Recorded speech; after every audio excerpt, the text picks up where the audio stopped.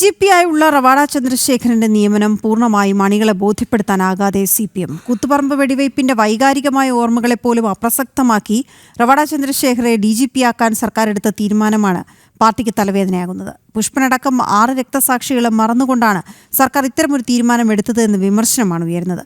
മിഥുൻ പിള്ള ചേരുന്നുണ്ട് വിവരങ്ങളുമായി. മിഥുൻ, CPM നിന്ന് തന്നെ ആദ്യം ഇത്തരം ഒരു വിമർശനം ഉയരുകയാണ്. അതിനുശേഷം പിന്നീട് അതിന് വെള്ളപൂശാൻ ശ്രമിച്ചുകൊണ്ട് നേതാക്കൾ രംഗത്ത് വരുന്ന സാഹചര്യമുണ്ടായി. പക്ഷെ അണികൾക്ക് ഇത് അത്രത്തോളം ഇപ്പോഴും ബോധ്യമായിട്ടില്ല എന്ന് തന്നെയാണ് മനസ്സിലാക്കാൻ കഴിയുന്നത്. അവർക്കത് ഉൾക്കൊള്ളാൻ കഴിഞ്ഞിട്ടില്ല എന്നുള്ളത് ഇതെങ്ങനെ വിശദീകരിക്കും CPM? വീണ, DGP ആയി റവാഡ ചന്ദ്രശേഖരനെ നിയമിച്ചതുമായി ബന്ധപ്പെട്ട് ഏറ്റവും വലിയ ചോദ്യം അണികളിൽ നിന്ന് ഉയരുന്നൊരു പ്രധാനപ്പെട്ട ചോദ്യം അതുതന്നെയാണ്. എന്തിന് റവാഡ ചന്ദ്രശേഖർ? കാരണം കൂത്തുപറമ്പ് എന്ന് പറയുന്നത് CPMന്റെ അണികളെ സംബന്ധിച്ച് വളരെ വൈകാരികമായ പ്രാധാന്യമുള്ളൊരു സ്ഥലമാണ്. മാത്രമല്ല അവിടുത്തെ രക്തസാക്ഷികളെ അത്ര വീരപരിവേഷത്തോടു കൂടിയാണ് CPM ഇത്രയും നാളും കൊണ്ടു നടന്നിരുന്നത്.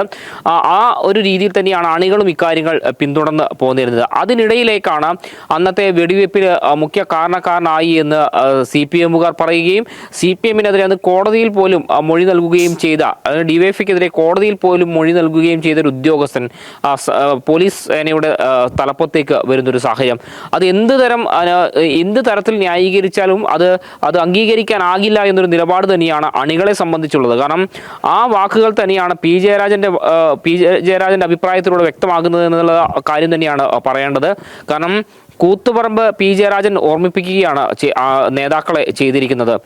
അതിപ്പോൾ അണികളിൽ നിന്നും വലിയ പ്രതിഷേധം ഈ വിഷയവുമായി ബന്ധപ്പെട്ട് ഉയർന്നു വരുന്നുണ്ട്. കാരണം CPMന്റെ സംസ്ഥാന സെക്രട്ടറി MV ഗോവിന്ദനും CPMന്റെ കണ്ണൂർ ജില്ലാ സെക്രട്ടറി അടക്കം ഇതിനെ ന്യായീകരിക്കാൻ ശ്രമിച്ചാലും അതൊരു തരത്തിലും അണികളെ ബോധ്യപ്പെടുത്താൻ സാധിക്കുന്നില്ല എന്നുള്ളതാണ് എടുത്തു പറയേണ്ടത്. ഇത്രയേറെ ഒരു ക്രൂരകൃത്യം ചെയ്തു എന്ന് CPM തന്നെ പറയുകയും നിയമപരമായ പോരാട്ടമടക്കം ഈ റവാഡ ചന്ദ്രശേഖരനെതിരെ CPMന്റെ നേതൃത്വം നടത്തിയതുമാണ്. അത്തരം ഒരാളെ എന്ത് അടിസ്ഥാനത്തിലാണ് ഈ പോലീസ് സേനയുടെ തലപ്പത്തേക്ക് കൊണ്ടുവരുന്നത്? അത് ഈ കൂത്തുപറമ്പ് രക്തസാക്ഷികളെ പൂർണ്ണമായും തമസ്കരിച്ചുകൊണ്ട് എന്തിനാണ് അദ്ദേഹത്തെ നിയമിച്ചതെന്നൊരു ചോദ്യം തന്നെയാണ് പ്രധാനമായും ഉയരുന്നത്. കാരണം ഈ കൂത്തുപറമ്പ് രക്തസാക്ഷികൾ വെറും ഒരു ഓർമ്മ മാത്രമായി CPM നേതൃത്വത്തിന് പോയോ എന്നുള്ളതാണ് ഏറ്റവും വലിയ ചോദ്യമായി അവശേഷിക്കുന്നത്.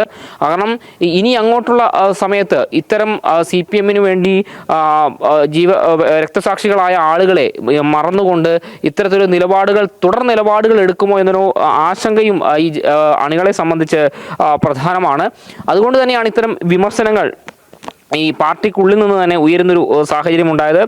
ഈ അണികളെയും അതുപോലെ തന്നെ രക്തസാക്ഷികളുടെ കുടുംബങ്ങളുമുണ്ട്. ആ കുടുംബങ്ങളെയും മറന്നുകൊണ്ടാണ് ഈ നിലപാടെടുത്തത് എന്നൊരു വിമർശനം തന്നെയാണ് പ്രധാനമായും ഉയരുന്നത്. കാരണം കൂത്തുപറമ്പ് രക്തസാക്ഷികളായ 5 പേരാണ്. അതുകൂടാതെ അന്ന് വെടിയേറ്റ് വർഷങ്ങളായി കിടക്കയിൽ തന്നെയായിരുന്ന പുഷ്പൻ എന്ന് പറയുന്ന വ്യക്തി, അദ്ദേഹവും ഏതാണ്ട് മാസങ്ങൾക്ക് മുമ്പാണ് അന്തരിച്ചത്. അത്തരം വൈകാരികമായ ഒരുപാട് പരിസരങ്ങളുള്ളൊരു സ്ഥലമാണ് കൂത്തുപറമ്പ്. അവിടുത്തെ രക്തസാക്ഷികളെ അത്ര ജീവനോടുകൂടിയാണ് ഈ ഒരു അണികൾ കണ്ടിരുന്നതും. അത്തരം ഒരു സാഹചര്യമൊക്കെ നിലനിൽക്കുകയാണ്. അതിനൊക്കെ അപ്രസക്തമാക്കിക്കൊണ്ട് അധികാര ശ്രേണിയിലേക്ക് ഈ റവാഡ ചന്ദ്രശേഖർ കടന്നു വരുന്നത്. അതുതന്നെയാണ് ഈ അണികളെ പറഞ്ഞ് മനസ്സിലാക്കാൻ എന്ത് തരത്തിൽ CPM തയ്യാറാകുമെന്നൊരു ചോദ്യം തന്നെയാണ് ഉയരുന്നത്.